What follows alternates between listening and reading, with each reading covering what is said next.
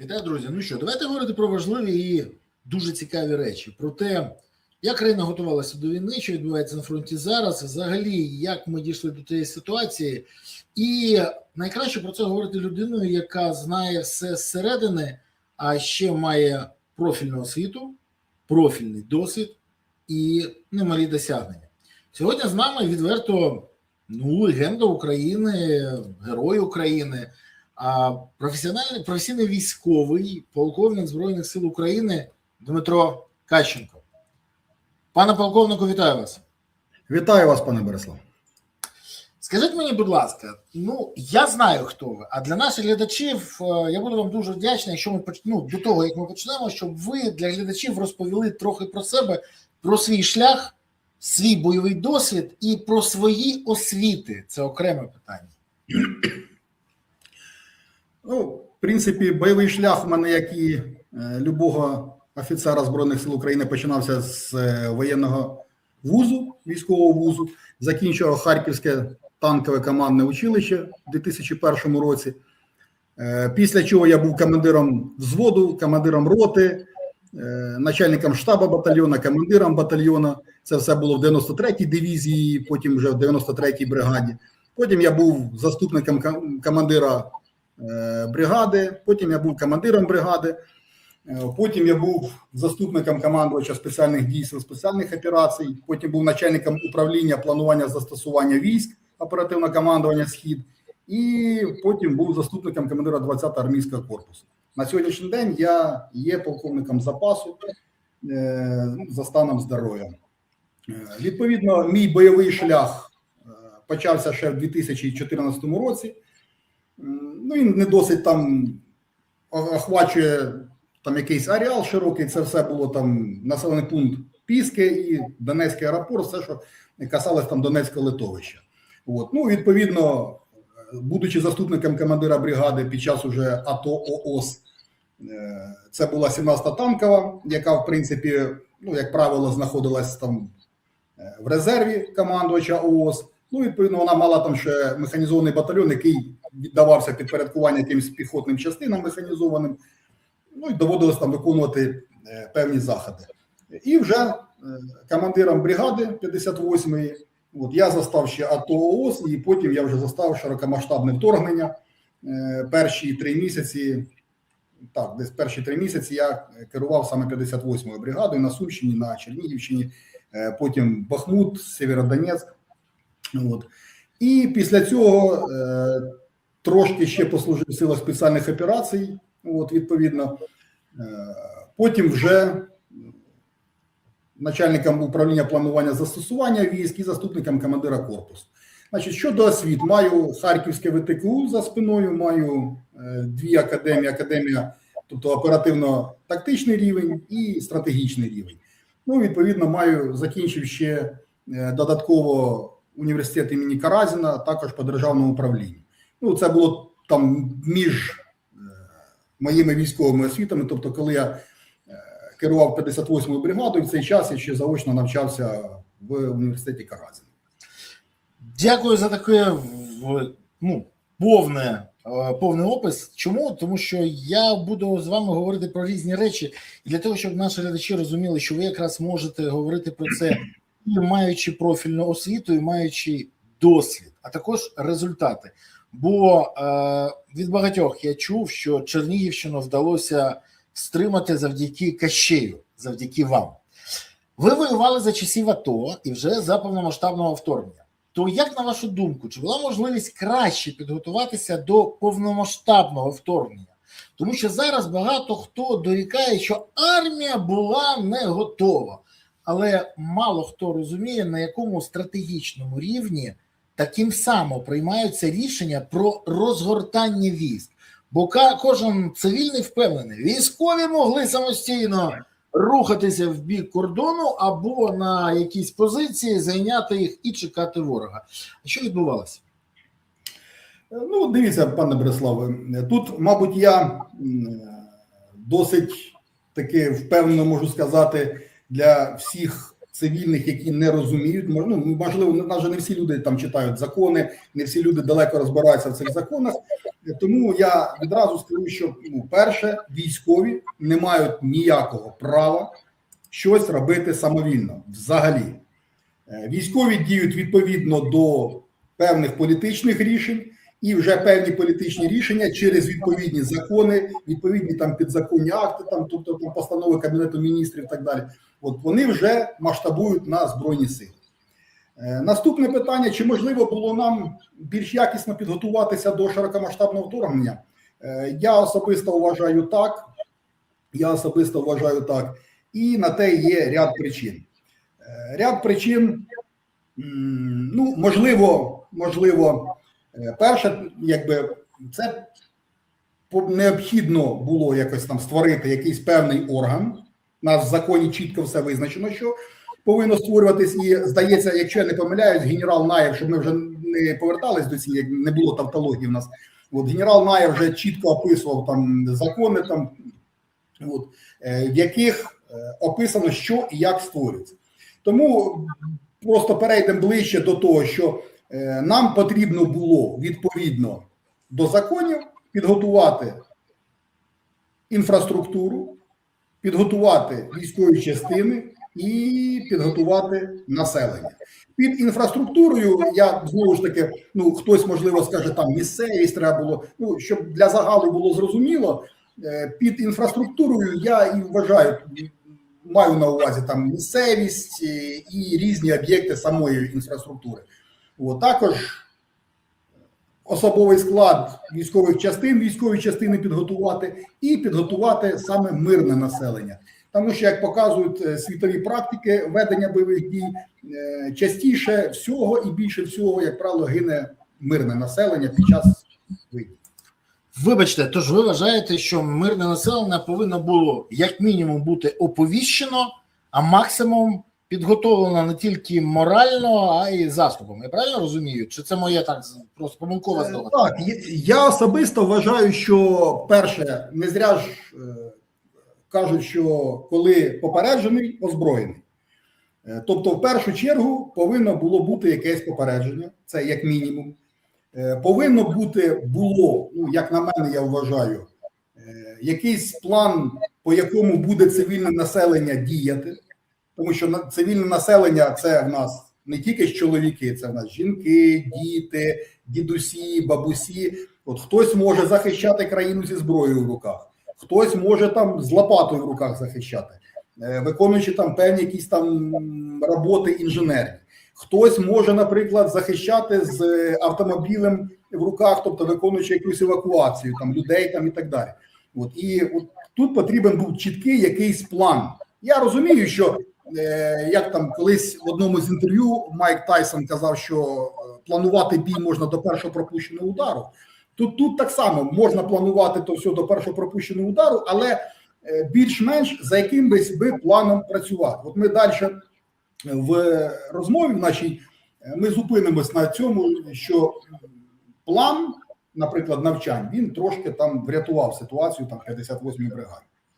Тому я вважаю, що так, населення треба було попередити, підготувати і спрямувати на якісь певні дії. Тоді в мене ще одне уточнююче запитання. Попереджене населення і, скоріш за все, запровадження процесів евакуації військового стану зменшило би кількість втрат і вирішило би питання якісь?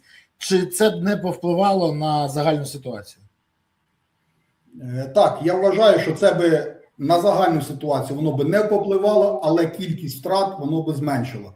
На сьогоднішній день люба притомна людина скаже, що саме цінне в нас – це людське життя. Ніякі території, ніяка інфраструктура, ніякий металолом ніколи не зрівняється з людським життям. Людське життя – це чиїсь діти, чиїсь батьки, брати, сестри і так далі. І ніхто із нас не хотів би бути на місці тих, хто загинув, чи родичів тих, хто загинув. Тому так, це би досить кардинально змінило ситуацію. Друзі, ви дивитесь цей ефір, будь ласка, напишіть в коментарях, як ви вважаєте, чи допомогло б вам, якщо б ви були попереджені, що буде повномасштабне вторгнення і країна переходить на військові рейки, що запроваджується військовий стан, запускається евакуація, а не готується країна до травневих шашликів. Це допомогло б вам чи не допомогло? І, до речі, напишіть зараз в коментарях також, звідки ви дивитесь, що ви думаєте з цього приводу. Підпишіться, поставте вподобайку, прокоментуйте. Але спочатку саме це. Допомогло, не допомогло, байдуже. Бо величезну кількість людей, яких я попереджував, інші попереджували, збирайте тривожні валізи, щоб відправляти дітей, жінок, а самі готуєтесь приєднуватись до Збройних сил, багатьом не допомогло. Вони слухали інше, вони готувалися до травневих шашликів. А от ворог готувався до війни. І як на ваш погляд, пане полковнику, відбулося первинне оцінювання нас саме ворогом?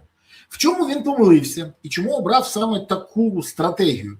Чому, до речі, провалилися операції росіян на Київському та Чернігівському напрямку, і чому вдалося навпаки їм пройти на Херсонському, Донецькому, наприклад, той самий Маріуполь, та Запорізькому напрямку?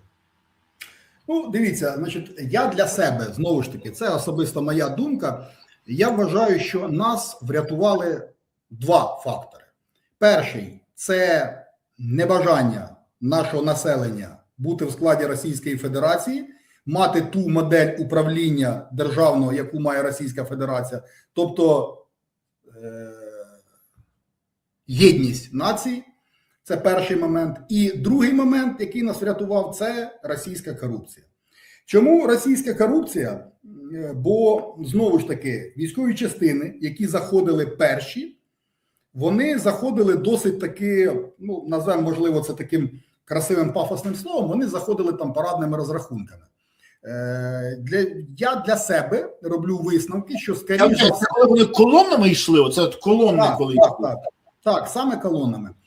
І от перші полонені, які в нас були, тут же ж треба розуміти, що людина, коли попадає в полон, вона розповість все, що вона знає. Ці всі казки там про Зою Космодем'янську чи ще про когось, я досить там скептично до того відношусь. Тому, знову ж таки, із перших полонених було зрозуміло, що особовий склад Російської Федерації був попереджений, що не переймайтесь, у вас буде там така собі лайтова прогулянка. Про що свідчило, починаючи з заяв політичного керівництва Російської Федерації і їхніх, так би мовити, руперів, там Скабєєвих, Соловйових і так далі, Київ за 3 дня, закінчуючи тим, що ми бачили із тих полонених солдат і з розмов з ними. Я роблю висновки, що десь на якомусь етапі були виділені досить такі великі кошти Російською Федерацією на те, щоб своїх людей порозставляти на певні ключові місця. Тобто там в адміністрації, там місцеве якесь самоврядування, починаючи з еліт політичних державних, закінчуючи там самими там маленькими органами місцевого самоврядування. І я думаю, що десь на якомусь етапі хтось підніс руку козирьку і доповів президенту Російської Федерації, що все, пане президент, все куплено, все виконано, всі розставлені на свої місця, нас народ чекає. І відповідно до цього вони рухалися саме колонами. Але ж тут вийшло, що хтось гроші вкрав, своїх людей не скрізь розставили, не всіх купили. І друге, зустріли населення, яке не бажає бути братнім народом до Російської Федерації. Тому оці, я вважаю, два фактори, саме вони досить такі сильно вплинули на перші дні, місяці цього широкомасштабного вторгнення і, відповідно, на якість виконання російськими збройними силами своїх завдань поставлених.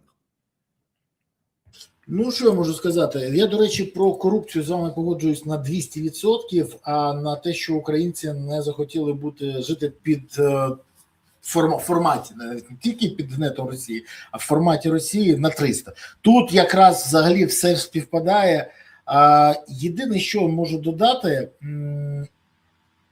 мені здається, що росіяни мали ще одну впевненість, що Україна не буде не просто чинити опір, а впаде. Вони коли розповідали, що такі за 3 дні, мені розповідали ССОшники, які працювали в Чорнобильській зоні, що росіяни впевнені були, що вони до вечора вже будуть в Києві.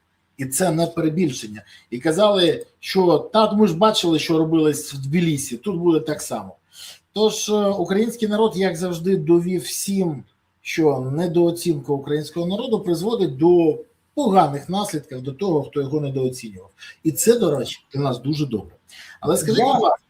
Я доповню сюди, пане Борислав, я доповню, що так, цей факт можна вважати також, додати сюди в копілку. На час 24 лютого 2022 року ми мали вже дійсно бойових командирів взводів, командирів рот, батальйонів, бригад, відповідно, які не боялися дати команду вогонь, тому що, наприклад, на 2014 рік це досить таке спірне було питання, і, наприклад, от Вадим Сухаревський, який свого часу, будемо рахувати, перший дав команду на відкриття вогню на ураження противника, якби щось пішло не так, він би за ті рішення сів. На сьогодні, на 24 лютого 2022 року, так, ми мали тих офіцерів на тих посадах відповідних, які розуміли, що все, нема ніяких, а можливо, є команда вогонь. І, відповідно, ми мали вже навчений особовий склад, який там хтось 3 роки, хтось рік, хтось там вже 4 роки, хтось там ще з 14 року, мають бойовий досвід, приймали участь в тих бойових діях і, відповідно, також вже не бояться і розуміють, як ця машина військова їде. Погоджуюсь з вами. А скажіть мені, будь ласка, ну, вже пройшло 4 роки з початку того вторгнення, але ж ви, впевнений, пам'ятаєте, як проходила Чернігівська операція? Завдяки чому там вдалося дати відсіч, і як ви оцінюєте взагалі те, що там відбувалося? Ну, відсіч там вдалося відбити, знову ж таки, дякуючи тому, що до перших цих бойових зіткнень російська армія не була готова. Коли ми говоримо про досвід російської армії в бойових діях, тобто там починаючи ще з Чечні, починаючи там навіть ще починаючи з Афганістану, там є генерали, які ще воювали в Афганістані. І вже там Чечня, Грузія, тобто весь цей бойовий шлях, який пройшов. Але ж не всі солдати, далеко не всі солдати там на той час мали бойовий досвід. І, відповідно, людина, яка не має бойового досвіду, безпосередньо, коли ти стріляєш в людей і люди стріляють в тебе, ну, це досить такий складний сам момент от першого цього пострілу. Починаючи, мабуть, з цього, закінчуючи тим же, що, по-перше, населення, місцеве населення досить швидко і досить якісно мобілізувалося на допомогу Збройним силам. І ця допомога відбувалася, починаючи від того, що місцеве населення допомагало харчами. Наприклад, мою військову частину, поки налагодили роботу, тил налагодив, мою військову частину місцеве населення досить там певний довгий час, ну десь, мабуть, до 3-4 діб перших це 100%, а то, можливо, десь місцями і до тижня годувало саме місцеве населення. Воно варило борщі, воно варило каші, воно проводило розвоз цих продуктів по позиціях і так далі. І закінчуючи там ремонтом техніки, там колісної якоїсь там техніки, там чи ще чогось. Місцеве населення, хтось мав свого екскаватора, вони віддавали їх Збройним силам з цього екскаватора. Голови місцевих адміністрацій, там цих маленьких ОТГ і так далі, вони відповідно виділяли також якісь матеріально-технічні засоби. Тобто збирали там цих фермерів, збирали там цих керівників державних підприємств, проводили роботу для виділення там того чи іншого ресурсу саме для військових. Місцеве населення досить сильно вело розвідувальну діяльність. Ми знали про переміщення всіх колон і навіть інколи воно навіть було так, що десь рухаються 5 танків, а до тебе стікається інформація, і ти коли то рахуєш, ти там нараховуєш 40-50 танків, бо позвонив один, другий, так не зовсім воно налагоджено було перші дні. Тобто місцеве населення досить сильно нас підтримало. От. І цей момент дав нам якби можливість адаптуватися і можливість підготуватися і відбити, відповідно, ту частину російських збройних сил, яка рухалась по Чернігівській, Сумській областях. Пане Дмитро, скажіть мені, будь ласка, взагалі, знову ж, 4 роки, я кожен раз, коли кажу про 4 роки з дня повномасштабки, мене і далі мороз по шкірі. Але як можна оцінити тих, хто приймав рішення тоді та реалізовував операції?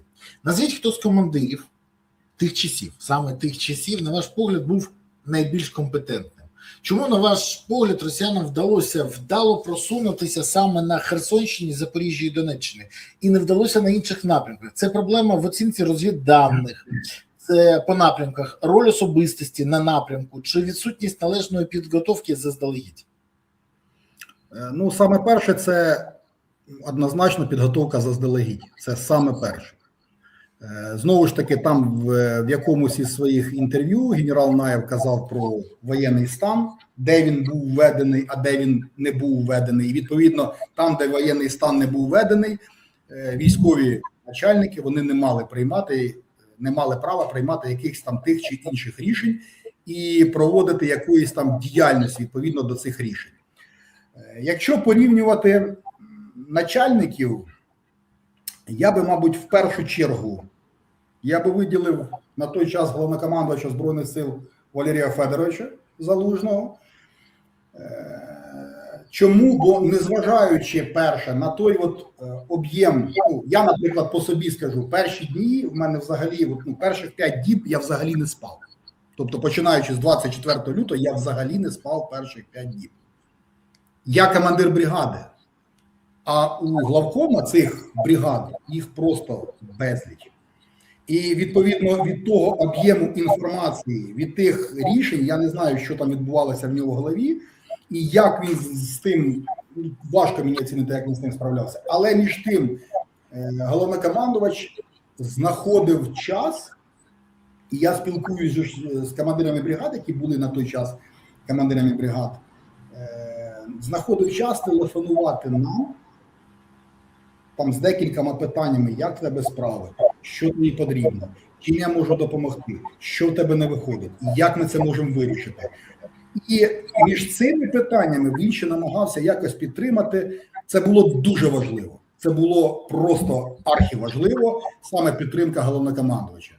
Вибачте, це підтримка була на моральному важливо, чи дійсно вирішувалися якісь питання і оперативно проводилися зміни, які допомагали виправити ситуацію? Це було і те, і те. Це і морально було досить важливо було морально. І це було важливо в плані забезпечення. Тому що там так само начальники на нижчих рівнях, вони так само чимось загружені. Хтось десь організовує там видачу, оформлення там боєприпасів, там палива і так далі. Але ж головнокомандувач за Збройні сили, він володіє ситуацією, що отут трошки зараз складніше і отут складніше. А оцих от тут немає боєприпасів взагалі, а оцим от терміново потрібно паливо. І ти не стоїш в черзі, ти доповідаєш головнокомандуючому, що треба, бо перше, друге, третє, і він уже, аналізуючи інформацію, яка в нього є, він дає тим чи іншим начальникам, що, наприклад, там 58-й бригаді в першу чергу там налити там 100 тонн диспалива. А, наприклад, 72-й бригаді в першу чергу видайте там танкові снаряди. Тим більше, що була досить таки серйозна нерозберіха з цими маршрутами логістичними, з тим хаосом, який був, де, на жаль, ми мали friendly fire, на жаль, ми його мали. Тому це досить такий важливий момент був підтримки, як і моральної, так і матеріальної, назвемо це так. Друге начальник, якого я можу... Я вибачаюсь, але ще одне уточнююче запитання, тому що ви ж були якраз підлеглим Залужного. В той момент ви служили в ЗСУ. Як ви оцінюєте саме з точки зору підлеглого, тому що якщо ми зачепили Залужного, хочете це поговорити, з точки зору підлеглого дії та рішення головкому ЗСУ в той момент, розуміючи, які сили та засоби він мав в наявності? Бо у нас багато хто вважає, що у Залужного там склади були забиті снарядами, людей було, бригади заповнені на 100%, зброї вистачало, оборонні споруди готові, фортифікації заздалегідь побудовані. Ну, ви ж бачили все зсередині. То як ви оцінюєте саме його дії та рішення на той момент? Ви знаєте, ну, важко тут охарактеризувати одним словом. Ну, я Характеризуйте багатьма. що це було досить таки, для нього, я вважаю, це було досить складно, тому він приймав максимально виважені рішення на той час. Маючи те, що він мав, він робив те, що він міг в тих умовах. Це було, архіскладно, не знаю. Я вклоняюсь йому за це. Наскільки обмежені були в нього засоби? Ще раз перепрошую. Наскільки обмежені були засоби? Давайте я приведу вам на базі 58-ї бригади. Значить, щоб розуміти, як середній градус по лікарні, от ми визнали 58-му бригаду. Значить, на момент повномасштабного вторгнення 58-ма бригада була як десь тільки 1,5 місяці, 2 вийшла з операції Об'єднаних сил. Тобто, про що це каже? Це каже про те, що військова частина поділилась на 3 умовних частини, одна з яких поїхала в відпустки, по всій Україні роз'їхались. Так, більшість це місцеві, але ж. Друга частина поїхала відразу на навчання по навчальних центрах, і це починаючи від Десни і закінчуючи Старичами. І третя частина залишилась на території військової частини для обслуговування техніки, відповідно, там охорони і оборони об'єктів, там забезпечення життєдіяльності військової частини. І от, як правило, отак 58-ма зустріла, відповідно, 24 лютого. Таких бригад на той час було по Україні декілька, які вийшли на ротацію. І в них були ті ж самі умови. Ті ж самі умови, а саме це недостаток особового складу, раз. Друге, необслужена техніка, бо вона все одно, як би там не було в ООСі, так, можна сказати, вона там стояла, ніхто. Ні, вона там не стояла, бо на ній проводились заняття, навчання, і це було щоденно, працювала боєпідготовка. Вона була спланована, і, відповідно, цю техніку потрібно було обслуговувати більш якісно. Під час виконання завдань, це можливо, але не в тому об'ємі, який необхідний. Відповідно, військові частини, наприклад, 58-ма бригада, вона має своє ППД, пункт постійної дислокації. Але в цьому пункті постійної дислокації, якщо ми, наприклад, порівняємо її там 72-ю бригадою чи там 93-ю бригадою, в неї немає там такої інфраструктури, там складів, ракетного артозброєння, там парків, там бойових машин і так далі. Тобто ми не могли навіть зберігати ту кількість боєприпасів, яка нам необхідна. Тобто військові частини досить часто вони заходили в ООС, брали боєприпаси, боєкомплект якийсь там тих частин, яку вони змінювали, і залишалися там. Далі, ця обмін боєприпасами, це ж був не тільки обмін боєприпасами, це був обмін запасом палива, щоб його не тягати лишній раз туди-сюди. Це був обмін навіть засобами там нічного бачення, там прицілами і так далі. Тобто одна військова частина міняє іншу. Наприклад, візьмемо фонд «Повернись живим». Від фонду «Повернись живим» приїжджає представник, і він дивиться там ПВСів 14-х. Дали там на 58-му бригаду, там, наприклад, там 150 штук. З них справних 130, там стільки-то в ремонті, все. Там 72-й бригаді 58-ма передає це все в ООСі. З собою вона нічого не забирає. Тобто на той момент Валерій Федорович мав збройні сили, які, грубо говоря, були не забезпечені повністю особовим складом, тому що частини в ООСі, вони були не бойового складу. Укомплектованість, наприклад, якщо 58-ма бригада в свої найкращі часи війни там мала там 6 тисяч особового складу, то в ООСі це було там 2800, 3. Тобто це половина складу, яка також мігрувала. Тобто цих людей називали там заробітчани, вони приїжджали в 58-му, підписали на півроку контракт, воювали з 58-м, 58-ма виходила, заходила 72-га, вони підписували 72-ю контракт. Тобто це недостаток людей. Також недостаток боєприпасів і недостаток техніки. Оце от саме цим комплектом Збройних сил Валерій Федорович зустрів це широкомасштабне вторгнення. І йому потрібно було вирішувати ці логістичні питання. Тобто, як отримати людей, мобресурс. Мобресурс з військоматів, ну, територіальних центрів комплектування, наприклад, Глухів, який вже окупований, Охтирка, в якій відбуваються бойові дії, Конотоп, в якому відбуваються бойові дії, Чернігів, в якому відбуваються бойові дії. Але ж цих людей треба якось зібрати, їх треба виписати хоча б якийсь документ, і їх треба чимось привезти в ту ж 58-му бригаду. І це тільки за одну бригаду. Тому це, ну, я навіть не уявляю, як це складно було на його рівні. Тому це мегатитанічна робота як і головнокомандувача Валерія Федоровича, так і відповідно його штабу, там генерала Шаптали, от саме з генеральним штабом, очолюваним ним. Це досить складна робота. Що я можу вам сказати? Складна, але вона була проведена і супер, що все вдалося. Але дивіться, у нас постійно ж якісь фортеці. От вас, як військово, не дратує, що ми постійно обороняємось. Фортеця Бахмут, фортеця Часів Яр, тепер фортеця Покровськ. А я неодноразово чув від наших фахових військових, тих, які з 2014 року стали від лейтенантів до деяких до генералів, що є ж інші рішення для вирішення бойових завдань в урбанізованій місцевості. І вони кажуть, що ну чому цього постійно цієї фортеці, коли замість перемелювання найбільш підготовлених і вмотивованих підрозділів і частин можна пропонувати інші рішення. Ви їх бачите, ці рішення?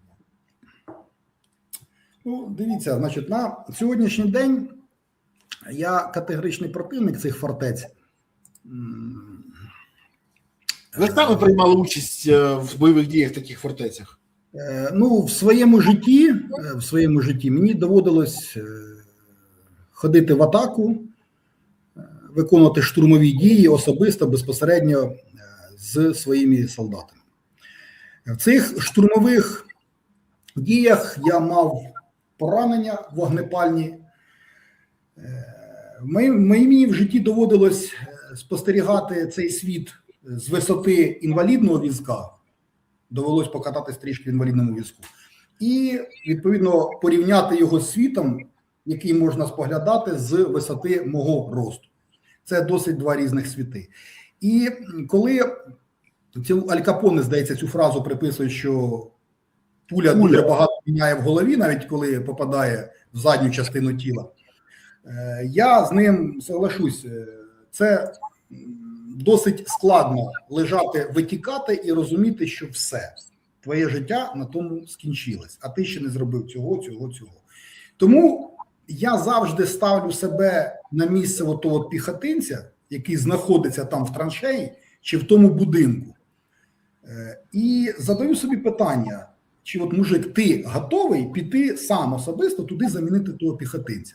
Якщо ти не готовий, ну тоді давай, наверное, мужик, думай головою своєю, що треба зробити, щоб там, наприклад, цей піхотинець, якщо він вже там є, він максимально був убезпечений.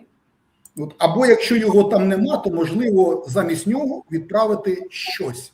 А щось на сьогоднішній день, ну я вважаю, що чіплятись людьми, так, люди, вони були, є і будуть, і недаремно є ця фраза, що поки не став солдатський чобіт на ту чи іншу територію, вона не вважається завойованою. Але перш ніж туди повинен стати солдатський чобіт, я вважаю, що повинні працювати технології. На сьогоднішній день ми це маємо. Просто ми не хочемо його розвивати, адже ми перші застосували ці дрони. Я ще пам'ятаю, вже, на жаль, покійний Дмитро Кацюбайло, да Вінчі. Я десь, мабуть, в нього в 2018 році, чи, можливо, в 2017-му, я побачив в нього перший раз, коли вони робили зброс. Мабуть, здається, в 2018 році. Це був квадрик, невеличкий, там топорно зроблений, але він долітав до певної позиції і він робив зброс. Ми зробили це перші. Ми розробили дрони, ми розробили FPV-дрони, ми розробили наземні дрони. але чомусь до сих пір ми упираємось у фортецю Бахмут саме людьми, а не роботами. Отут, я вважаю, що так повинні воювати технології. І ця фортеця Бахмут, вона повинна бути для москалів фортецею Бахмут, а не для нас. Я погоджуюсь. Фортеця, де вони клали свої життя. Але от тут якраз я хочу сказати, що за 4 роки війна дійсно змінилася. І ви праві. Я теж помітив тенденцію, що українці краще в креативі і винахідливості, а у росіян чомусь краще з системним підходом до масштабування проєкту. Я неодноразово ж бачив, як ми що використовували, а потім вони брали наші розробки і масштабували їх на промисловому рівні. То у чому проблема? Це управлінська криза в армії, в Мінобороні чи в керівництві держави? Ви знаєте, навряд чи це проблема саме Збройних сил. Чому? Збройні сили – це той організм, який їсть саме. Він їсть ці дрони, він їсть цих людей. А от забезпечити дрони чи Збройні сили дронами та людьми – це не робота Збройних сил. Я, можливо, дозволю собі такий чорний юмор, я перепрошую там всю аудиторію, але Збройні сили – це той організм, який утилізує людей і роботів. А от держава – це той організм, який забезпечує Збройні сили цим. Чому чорний юмор? Вибачте, але ні одна війна, ще не придумали на сьогоднішній день таку війну, яка б обходилась без людських жертв. На жаль, так воно є. І, на жаль, ми втрачаємо. І тут, до речі, я хочу зауважити, що на сьогоднішній день Росія набагато вигіднішій позиції відносно нас. Чому? Бо Росія втрачає на нашій території непотріб, і там залишаються більш розумні, більш хитрі, неважно, там це не суттєво хитрі вони чи розумні, але люди, які можуть вижити, в них більше шансів, відповідно, вони будуть народжувати більш хитре, більш розумне населення. А ми, зі свого боку, ми втрачаємо навпаки найбільш якісних людей. І, відповідно, в якійсь подальшій перспективі ми втрачаємо свій економічний розвиток, свій економічний потенціал, і, відповідно, потенціал Збройних сил. До речі, про втрати і про все інше. А мені завжди здавалося, що у нас повинен бути системний підхід для того, щоб, як в бізнесі, якщо ти бачиш, що ти щось втрачаєш, виходь з мінімальними втратами. Тож, якщо ми бачимо, що буде наступ росіян, буде вторгнення, ми повинні мінімізувати шкоду. Це ж лежить на поверхні. І мені здається, що згідно закону України РНБО повинно було надавати накази, рішення. Це, до речі, дорадчий орган при президенті України. То скажіть мені, будь ласка, при підготовці до повномасштабного вторгнення, чи все було зроблено РНБО як треба, щоб мінімізувати шкоду від потенційного вторгнення? І як взагалі проходили з точки зору тих же самих нормативних актів, рішень і всього іншого підготовка до того вторгнення? Чи все ж таки ви вважаєте, що саме через те, що Зеленський не вірив в вторгнення, не вірив жодному військовому звіту, не вірив західним розвідкам, він дійсно готувався саме до травневих шашликів? Дивіться, я скажу, що РНБО навряд чи я зможу проаналізувати їх роботу, тому що, чесно, я на той час, до сьогоднішнього дня, якщо чесно, в мене не було часу відслідковувати їхню роботу, бо я мав свої там повноваження. Але давайте ми підемо від обратного. По підготовці. Якби були введені певні рішення в дію, тобто якби вони були прийняті і введені в дію, і військове керівництво отримало би команду, яка би розв'язала їм руки, що би зробило військове керівництво? В частності, наприклад, що би зробила 58-ма бригада і ті військові частини, які знаходилися в Сумській області? Пане Дмитро, а може не тільки, що б ви зробили, а до яких наслідків би це ще й призвело? Я це все зараз скажу. Давайте.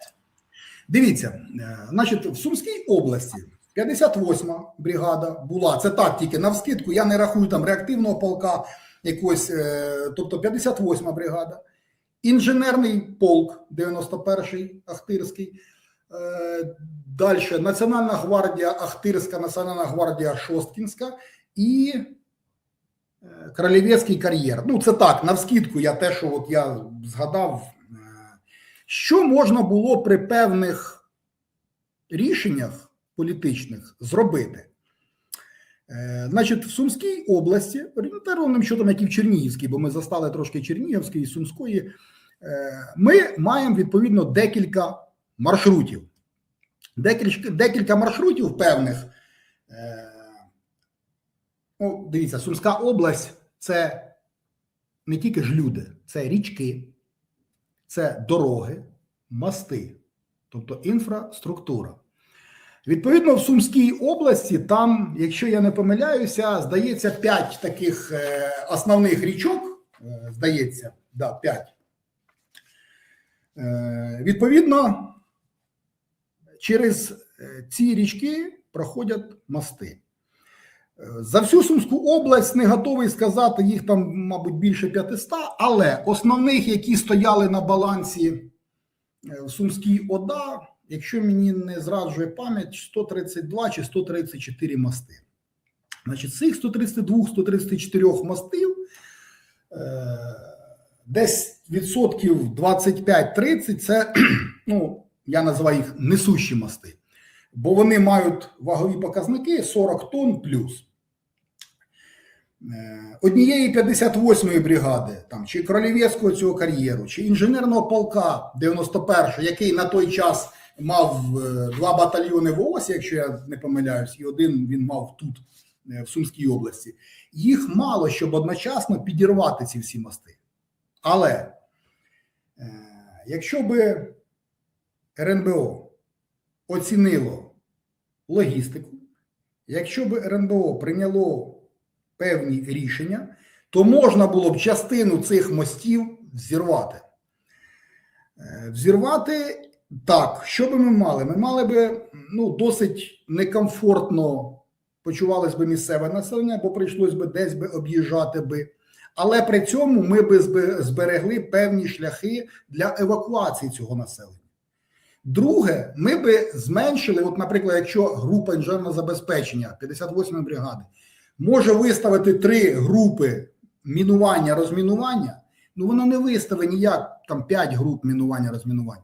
Вона, якщо вона може зробити 3 підриви одночасно, вона не зможе зробити 6 підривів одночасно. Тому що замінувати міст – це треба машину загрузити взривчаткою, провести певні розрахунки, вивести ту взривчатку, її закласти. І, відповідно, якщо ми плануємо взірвати його завтра, післязавтра, поставити на так зване утримання. Тобто, щоб людина там сиділа з цими проводами.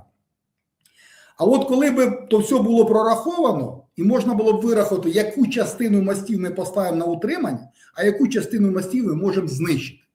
Ми б знищили частину мостів, поставивши евакуаційні шляхи раз для себе. От, і, відповідно, мости, які ми б знищили вже безпосередньо перед москалями. Друге, один трактор, це ЮМЗ, ну, їх називають в Збройних силах петушок. Один трактор, цей петушок, він за годину часу копає десь близько 40 кубів. Тобто це метр на метр і 40 метрів в довжину. По приватних підприємствах, в приватних руках і в державних підприємствах Сумської області, ну, пане Борислав, я думаю, ви погодитесь зі мною, що таких тракторів просто безліч. Але я, як військовий, я не можу їх забрати до тих пір, поки не буде якогось політичного рішення і якоїсь політичної команди, бо, ну, губернатор мені не підпорядковується. А коли би він отримав команду там, від РНБО, якийсь документ, який би його зобов'язував віддати трактори, там, 91-й полк, 58-му бригаду, 1-шу танкову бригаду, там, ці всі там полки, там, бригади Національної гвардії, от, відповідно, ці військові частини могли би організувати копання траншей, а Сумська область, вона, помімо там 5 основних річок, вона, якщо от подивитись на її карту, вона взагалі вся там і зрізана річечками, струмочками, болотцями, лісочками і так далі. Тобто можна було її підготувати в інженерному обладнанні. А саме перерити між річками, між тими озерцями, між тими болотцями і так далі. Щоби так, воно б не унеможливило наступ російських Збройних сил, але воно досить сильно би, відповідно, зменшило темп. Я приведу приклад, от один із шляхів, досить класних шляхів, це траса Москва-Київ, яка проходить через Батурин і йде до Кіптів, потім вона звертає вже там в Кіптях на Київ. Вона на своєму шляху має декілька мостів, і от вже 24 лютого я дав команду, там це був один із мостів, які ми підірвали. От, ну, скільки встиг. Відповідно, ми підірвали, і це унеможливило саме цим таким досить серйозним трактом Росії рухатися на Кіпті і, відповідно, зайти в тил тим же самим оборонцям Чернігова і, роздвоївшись, піти. Одні пішли в сторону Чернігова, закрили Чернігів, а інші пішли в сторону Києва, також по тракту, який з Чернігова на Київ. Тобто в інженерному обладнанні про що ми говоримо? Це річки, болота, лісочки, природні перешкоди, відповідно певні команди на використання тієї чи іншої інфраструктури, на її знищення і на використання певного ресурсу державних і приватних підприємств. Без політичного керівництва такі рішення прийняти військові не можуть. Якби я взірвав хоча б один міст до оголошення воєнного стану, і потім його не оголосили, ну, я б намотав би досить серйозний термін ув'язнення. Ну, так. Ну, хочемо сказати, що давайте відверто, так само була історія із виведенням військ з ППД, коли рішенням Залужного, Інаєва і Шаптали було виведене з пунктів постійної дислокації, наприклад, та ж сама 72-га бригада. До речі, це не тільки врятувало Київ, тому що тоді Славян зайшов і в Мощун, і в Ірпіні, стримав росіян, а це і врятувало людей, бо прильоти по ППДшки в Білій Церкві, ракети, вночі 24-го бачили всі. Ну, там вразило. Скажімо так, рішення, які напрошувалися, але якщо би повномасштабне вторгнення не почалось, і про це генерал-лейтенант Наєв в мене в ефірі казав, була би карна відповідальність за те, що це рішення не підпадає під, скажімо так, законодавчу базу. Але треба віддати должне, знову ж таки, Валерію Федоровичу і Генеральному штабу. Наприклад, стосовно 58-ї бригади були сплановані навчання з застосуванням військ, відповідно.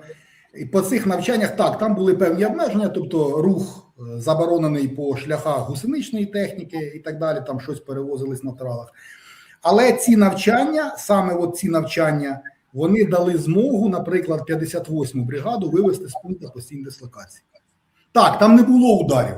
По пункту постійної дислокації 58 не було ударів. Ну, це, скоріш за все, як кажуть, що ви не сидите, це не ваша заслуга, це наша недоработка. Тобто просто Російська Федерація, ну, мабуть, не мала розвідувальних даних про ці от новостворені частини, там 56, 58 там і так далі. Тобто нам просто повезло. Але навчання, до яких залучалась 58-ма бригада, той склад, який був, вона дала можливість вивести цю техніку за пункти постійної дислокації. В подальшому, що врятувало її, бо дивіться, що знову ж таки розуміння. Ми маємо, наприклад, танковий батальйон чи артилерійський дивізіон. Ну, візьмемо умовну там цифру, нехай там без там поламаних, там, хай ми маємо там, наприклад, 25 танків танковий батальйон. 25 танків – це повинно бути 25 механіків-водіїв, які ці танки виведуть. Але ж де їх взяти, коли третина у відпустках, третина на навчаннях? Тобто оці от навчання, які спланував Генеральний штаб, вони дали можливість нам хоча б вивести ці танки десь в ліси, там сховати цю техніку, і потім воно нам зіграло на руку, тим, що коли ми відступили, ми цю техніку залишили. Ну, банально, їй просто ніким було загрузити боєприпаси, ті, які були, посадити за кермо там, і так далі, так далі, так далі.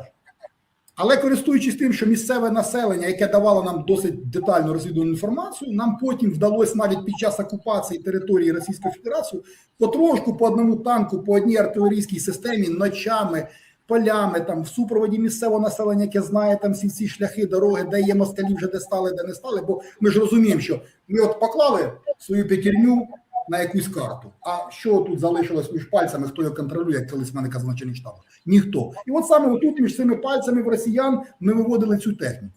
Але якби були певні рішення, щоб був призваний ОР-1, ОР-2, там, повернуті люди з відпусток і так далі, це би дало можливість трошки по-іншому діяти. І знову ж таки, дякуючи тим навчанням, бригада по навчаннях мала перший рубіж оборони, мала другий рубіж оборони і мала третій рубіж оборони.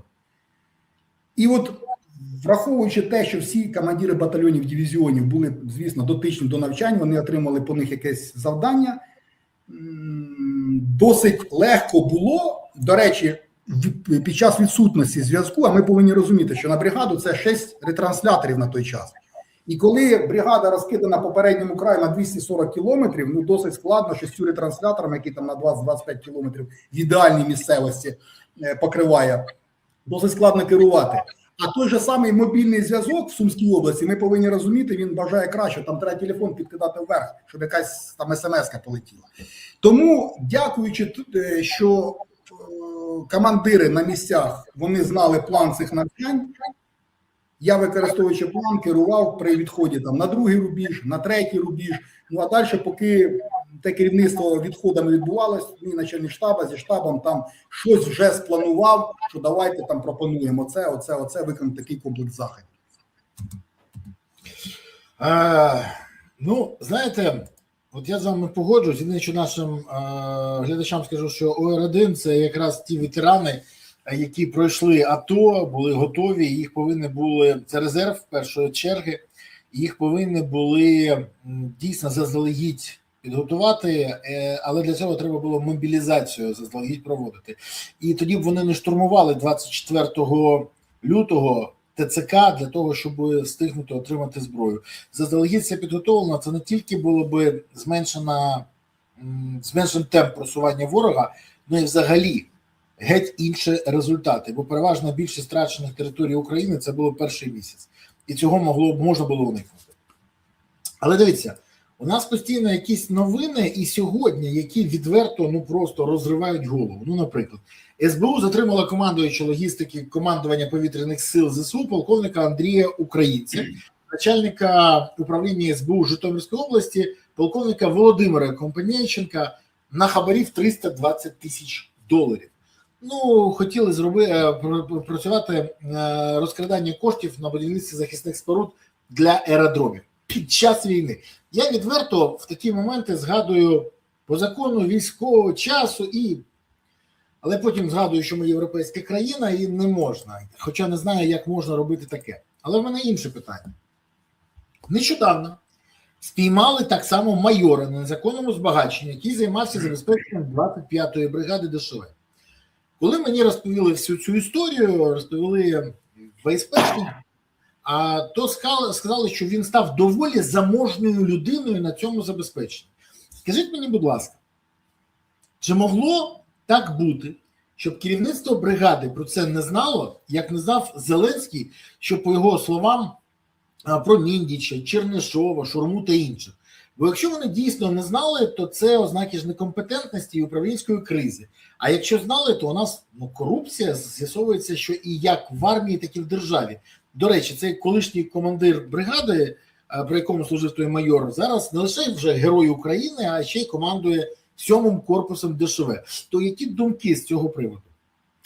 Дивіться, я розумію, про яку частину йде мова, я чув про цей скандал. Це неймовірний скандал, вибачте. Пане Дмитро, під час війни, я не знаю, це ж такі ж самі, це ж рашисти. Це гірше. В мене досить таке лайливе слово виникає при цьому, тому не хочу в ефірі озвучити.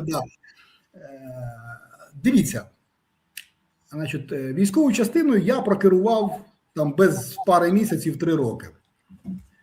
І я, ніхто ніколи мене не зможе запевнити там, чи змінити мої погляди на те, що командир бригади не тільки знав, а й був в темі. Чому?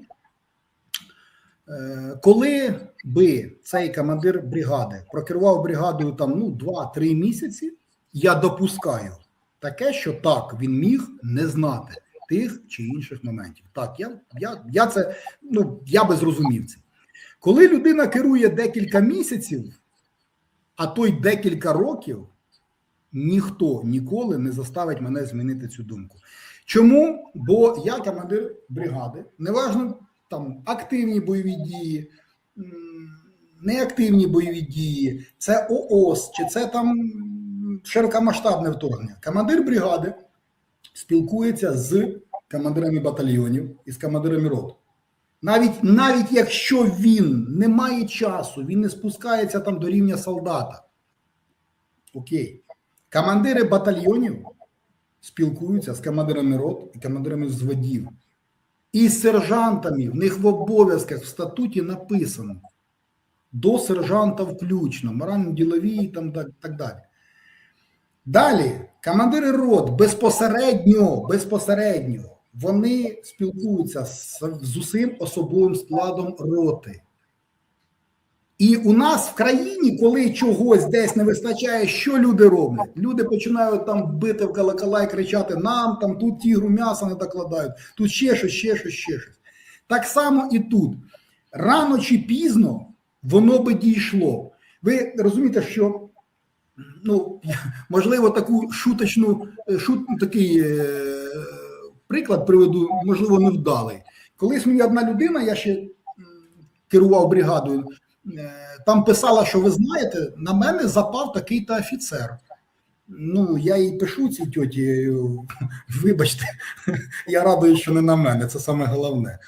Тобто, якщо навіть люди писали про такі моменти в особисті мені повідомлення, на телефон та в месенджерах, я ніколи не повірю в те, що солдат отримав один раз, недоотримав м'яса, другий раз, на цей раз йому привезли там якихось гнилих апельсинів чи бананів і так далі, що він ніколи нікому ні про що не сказав. І от тут питання, коли би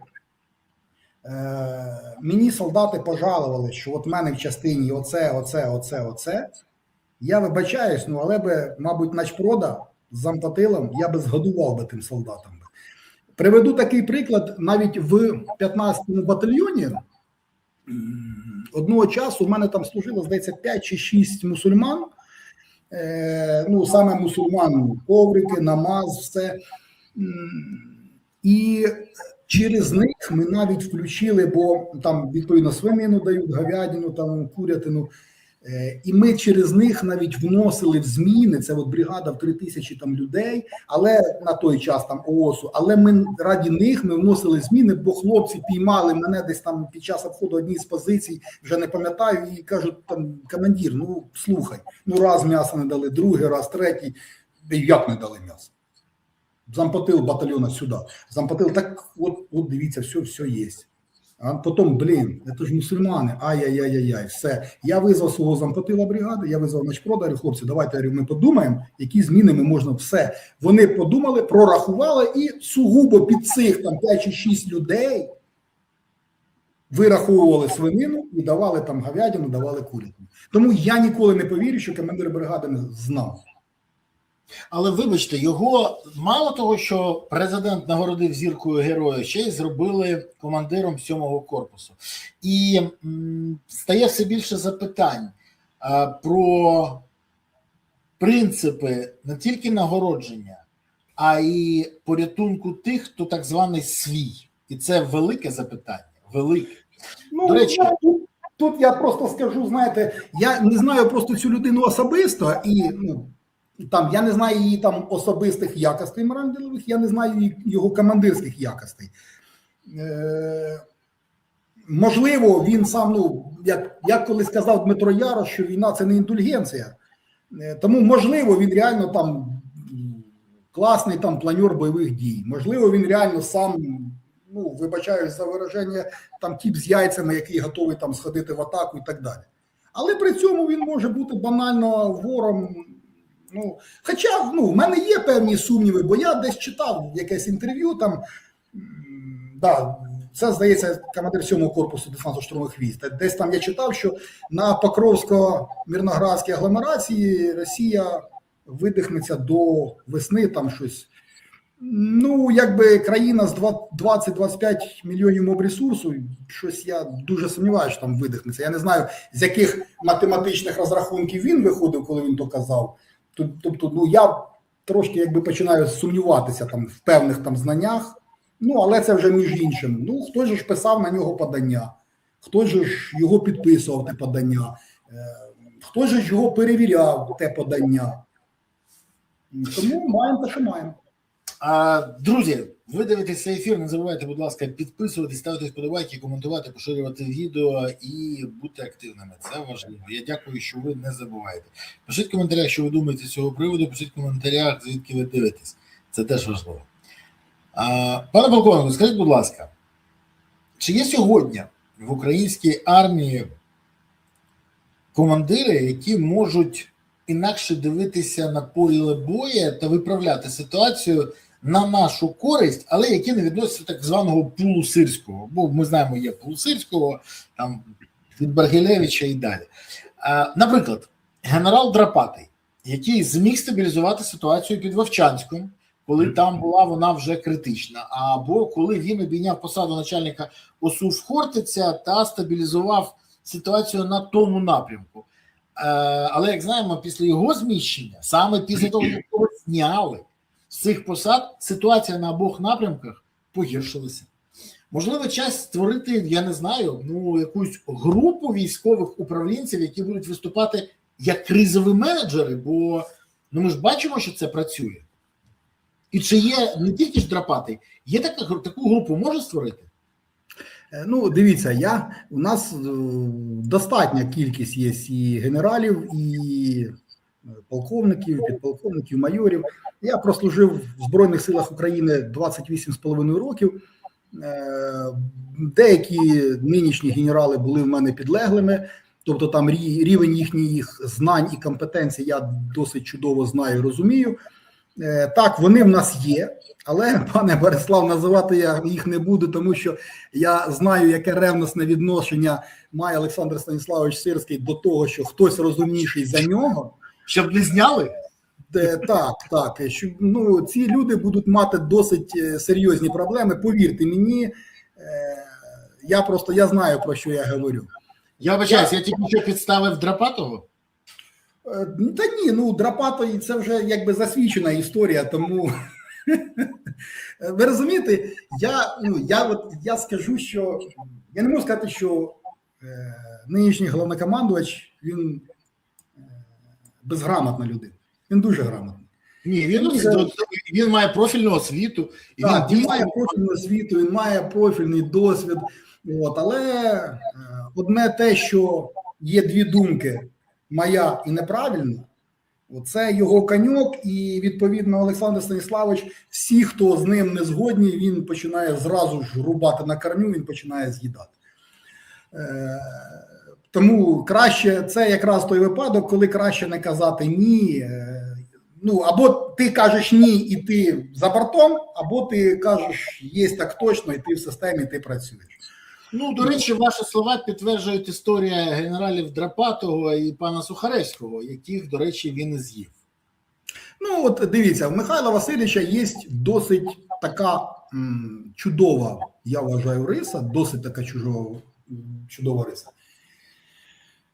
Це людяність. Він дуже людяний і він дуже, як українською не готовий сказати, сопереживательний. Далі друга його чудова риса. Він вміє слухати людей і він вміє аналізувати. Розумієте, ну, я вам приведу такий приклад, не хочу я позорити досить одного високопоставленого генерала, але колись, будучи на посаді заступника головнокомандувача, коли зібрали начальників штабів, заступників командирів корпусів і командирів корпусів, цей генерал розповідав нам там щось про сектор стрільби кулемета. Я сидів, я то слухав, чесно, мені дуже хотілося встати і сказати: мужик, я тобі зараз дам команду картку вогню цього кулемета наваяти, ти її не наваяй, я більше чим певний. А коли ми з тобою почнемо розмовляти там ПК, ПКМ, ПКМС, ПКМБ, ПКТ, які там в них відмінності, чи, наприклад, там на снайперській винтовці Драгунова, там з тієї сторони мушки є там ділення, між ними 0,6 мм, там це 5 сантиметрів праворуч, ліворуч на 100 метрах. Мужик, ти попливеш повністю. Але я бачив генерала, який, ну, реально хорошо, от класний би був командир взводу. Але ж ти зібрав комкорів, з начальників штабів і заступників. Я би хотів би від тебе почути твоє хоча б особисте бачення, як будуть формуватися ці корпуси, як вони будуть набувати спроможностей і яких саме спроможностей, як вони будуть приймати смугу свою і як буде відбуватись передача управління, як вони будуть збирати комплект бригад своїх, які під ними, саме їхні штатні бригади. Ну, раз ми розмовляли про те, що це буде оперативне командування, в ньому там 2 чи 3 корпуси, ці корпуси з своїми бригадами, своїм комплектом. От мені цікаво було це послухати, а не слухати про сектор стрільби кулемета. Ну, і от саме ця компетенція, це ну, досить важлива. Ви знаєте, ну, можливо, хтось вважає по-іншому. Регіональний управляючий на заправці ВОГ, маючи певний досвід і певний, якби, запас знань, він може бути класним пістолетчиком, враховуючи там десь він щось читав скарги, там шмари і прочі. Але класний пістолетчик, не маючи освіти і досвіду, навряд чи він буде класним регіональним управляючим заправки ВОГ. Ну, так. Я що вам можу сказати? Дуже яскрава аналогія, беру собі на озброєння, вона зайшла на 10 балів. Дякую за неї. Пане полковнику, скажіть, будь ласка, ви ж, ну, я знаю просто ваш бойовий шлях, і так сталося, що у нас є спільні знайомі, які розповідали про те, як ви воювали. І у вас є можливість порівняти. А наскільки достовірною є інформація на нулі, яка йде по всій вертикалі, і чи не є страх покарання тим, що примушує фальсифікувати інформацію? Мова про те, що дуже часто від взводу до Генштабу інформація трансформується. І не тільки коли її там збільшують, а навпаки применшують загрозу.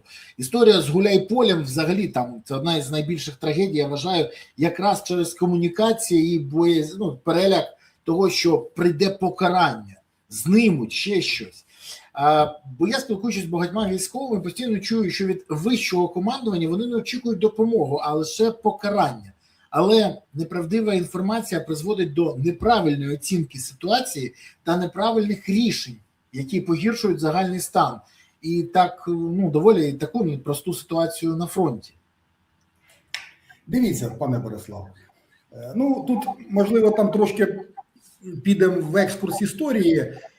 Ну, на жаль, Радянщина, в якій ми жили досить тривалий час, вона наклала, а Радянщина, це основна частина, це Росія. І та от азійська, тобто монгольська, азійська, мабуть, модель управління, вона наклала і на нас свій певний відбиток. Тобто, як це працює? Міністр боїться прем'єр-міністра. Директор якогось підприємства боїться міністра. Начальник цеху боїться директора підприємства. І кожен з них, десь боїться чи не хоче, якось там засмутити начальника. І от так само це працює в армії. Тобто командир роти десь на якомусь етапі, я от скажу, що от воно в мене так. Але ж ми розуміємо, що чуть-чуть вагітних не буває. Бувають або вагітні, або невагітні. І от трошки викривив інформацію командир роти. Там, трошки викрив інформацію командир батальйону, трошки викрив інформацію командир бригади, трошки викрив інформацію командир корпусу. І так далі до вертикалі ми маємо досить серйозну похибку. Досить серйозна похибка, вона потім нам виливається в ці 15 мільйонів гривень за кожного вбитого. Чи там якусь компенсацію, і відповідно потім там всі ці групи інвалідності, там виплати, льготи тих людей, які були поранені. Оця от саме от наша боязнь доповіді. Чому боязнь? Бо, як би там не було, якщо порівнювати попереднього головнокомандувача Валерія Федоровича Залужного і нинішнього Олександра Станіславовича Сирського, це досить дві різних моделі управління. І от Валерій Федорович, він як то делегував повноваження не свої, він делегував мої повноваження мені. Тобто, знаєте, як то кажуть в менеджменті, я вас беру на роботу, наприклад, там прибиральникам, не для того, щоб вам розповідати, як вам підмітати поли чи мити їх. Так само і тут. При нинішньому головнокомандувачу якась позиція відділення, окремо там стояща, вона суперстратегічна. І от коли ми її втрачаємо, приходить купа там телеграм, відновити. Так, я згоден, що втримати завжди легше, ніж потім відновити. І морально, і матеріально. Але ж, знову-таки, умови, в яких воно втрачено, ну, вони нам кажуть про те, що так, ми втратили його не просто через те, що ми не захотіли. Дивіться, Гуляйполе. Там село є Ольгінка, Ольгівське, я вже не пам'ятаю. Колись 102-га бригада, вона підпорядковувалась 20-му армійському корпусу. Там був командир бригади, знову ж таки, прізвище я вже не пам'ятаю. Пам'ятаю, що Степанович його було по батькові. Він такий дядько трохи постарший, він прийшов у 2014 році добровольцем з бізнесу.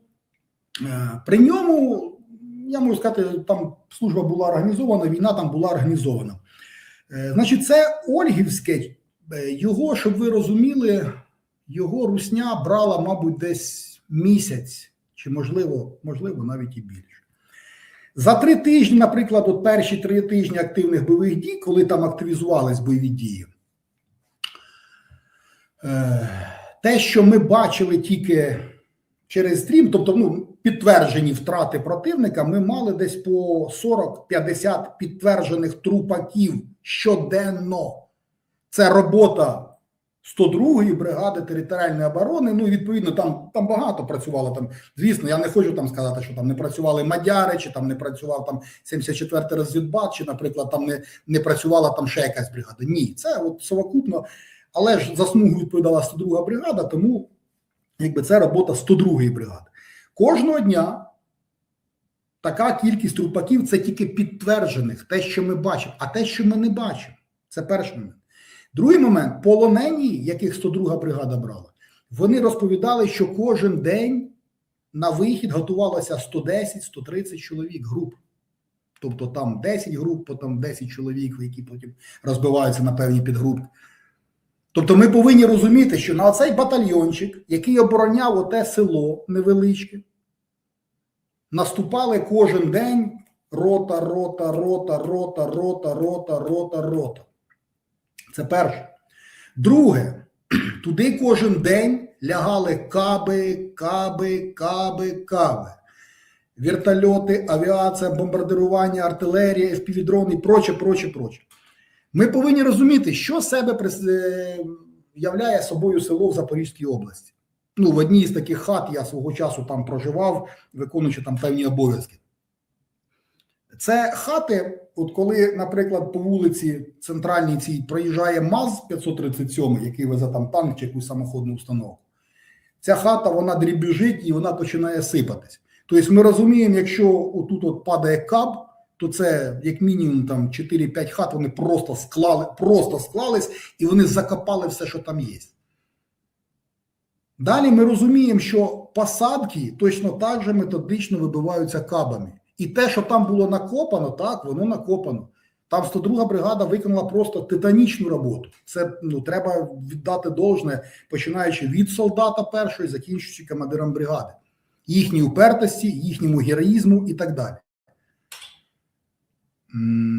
Але ж ми повинні розуміти, натиск людей, натиск бомб, ракет, воно робить свою справу. І от люди відходять, страшно, слухайте, страшно. Колись, не хочу називати прізвище одного генерала, він мені колись задав питання, а чого вони не дошли? То говорю, там, кажу, метрів, говорю, 600 відкритої місцевості, якби по полю, така собі. Ну і що? Якщо ти не розумієш, сказати тобі, мужик, піди пройдись, покажи особистим прикладом, то я подивлюсь. Тобто ці люди, звісно, вони відходять. Вони відходять, бо життя. Ми ж повинні розуміти, що солдата навченого мати солдата взагалі це одне, мати навченого солдата це зовсім інше, а мати навченого солдата ще й з досвідом це взагалі третій момент. І тут коли ми відводимо цих людей, так, ми зберігаємо їм життя, так, ми відповідно маємо солдата з досвідом. Але ж ця людина, вона повинна вийти кудись, не просто в чисте поле і той саперною лопаткою копати. Слухайте, я бував під тими обстрілами, це така собі історія, таке собі задоволення. І знаєте, в ті часи, наприклад, коли я ще ходив в атаку особисто, в ті часи дронів не було, трошки все вивозилось, вибачаюсь, на власних яйцях там і на характері. Зараз дрону йому без різниці, які там тебе яйця, який тебе характер. Він просто чітко, методично він наносить ураження. Тому просто незабезпечення цих людей тим, що вони кудись вийти в якусь там траншею, воно відповідно призводить до втрат. І втрати населеного пункту, і потім втрати людей і так далі. Я перепрошую, під'єднаю до батарейки. Да, будь ласка. Що я можу сказати? Те, що ви кажете, це важливі речі. Я вам більше того скажу, що небагато військових це визнають, тому що, з одного боку, це показує брудні реалії війни, а з іншого боку, показує, що у нас і далі дуже далекими від технологічних рішень. Пан Дмитро, останнє питання, яке дуже коротке, якщо можна там відповідь на вашу думку. Чи можна сьогодні стабілізувати лінію фронту, бо без стабілізації Путін буде рухатись і далі, і ніяких перемовин не буде. І до кінця війни ми не наближаємось. Тож, чи можна стабілізувати фронт? І якщо можна, то завдяки чому? Бо те, що відбувається з мобілізацією, з некомплектом, ми всі знаємо. Дивіться, знаєте, я приведу такий приклад, можливо, не зовсім вдалий, але досить нинішні експерти, воно звучить так дивно, нинішні диванні експерти закидають Залужному, що він там читав книжку «Прорив укріпленої полоси» Смірнова, там 41 рок. Так це ж класика. Дивіться. І я сильно так утріровано скажу, досить сильно, але як воно звучить? Залужний такий, сякий, бездарний, він читає книжки Смірнова, який там майже 100 років назад написав. Ви знаєте, що Сунь Цзи сказав? Так підождіть, Сунь Цзи взагалі 2500 років там нехай назад жив. 5000 років. Тобто Сунь Цзи, який жив 2500 років назад, там, чи там 5000 років, він виходить актуальний. А Валерій Федорович, який прочитав книжку про там Першу світову війну, чи там про якусь там Англобурську війну, він виходить, читав неактуальні книжки. Воно все актуально. І закони війни, логіки, там, стратегії, всього цього, вони незмінні. Базові закони, вони не міняються. Тому, як би там не було, перше, звісно, для того, щоб зупинити, так, нам потрібно розвивати техніку. Це дрони, РЕБ і так далі. Друге, нам потрібно тратити дуже і дуже багато грошей на побудову ліній оборони. При тому, так, лінія оборони, ну, в будь-якій військовій книжці, якщо її уважно читати, там написано, що треба використовувати її творчо. Тобто, якщо ми копаємо траншею, і от ми її одну сплошняк прокопаємо, ну, слухайте, погана собі творчість. Це просто це дурь. Тому треба підходити до лінії оборони творчо і слухати те, що кажуть там внизу, на ґрунті, те, що каже особовий склад. Тому що оця от дурь, що типа я начальник, і я все знаю, все розумію, а ти от солдат, дурак, і ти нічого не розумієш. Повірте мені, дуже багато солдат, сержантів розуміють моменти, як їде ця війна, навіть набагато краще, ніж, перепрошую, але деякі з генералів на сьогоднішній день. Тому слухати необхідно. І третій момент, ми від нього нікуди не дінемося. Мобілізація. Чому? Бо в цій лінії оборони треба когось посадити. І знову ж таки питання при тому, що не для того, щоб там хоча б там стріляти і так далі. Так, противник буде нас кількістю переважати, він буде нас видавлювати. Але ж коли він заскочив нашу траншею, ну, як мінімум, він повинен в ній підірватися. Як мінімум.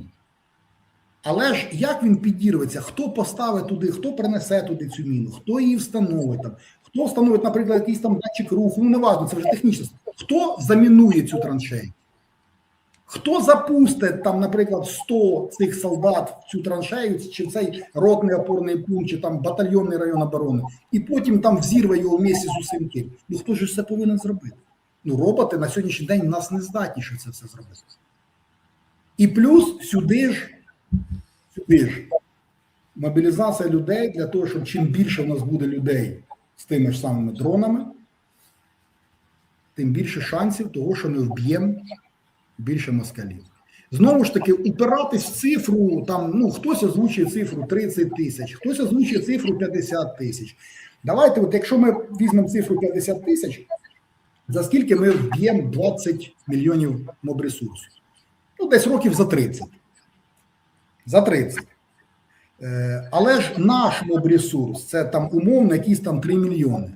Навіть якщо ми візьмемо математично там 3 до 1, тобто в 3 рази загине більше росіян, ніж нас, ну при таких розкладах ми, ну скільки, ну років на 15-16 нам хватить нашого мобресурсу.